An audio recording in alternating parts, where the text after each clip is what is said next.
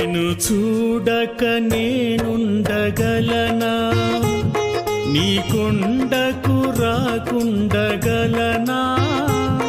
ఈ దేహం నీదు ప్రసాదం శివయ్య, నా ప్రాణం నీ ఉపకారం, నా ప్రాణం నీ ఉపకారం. నిన్ను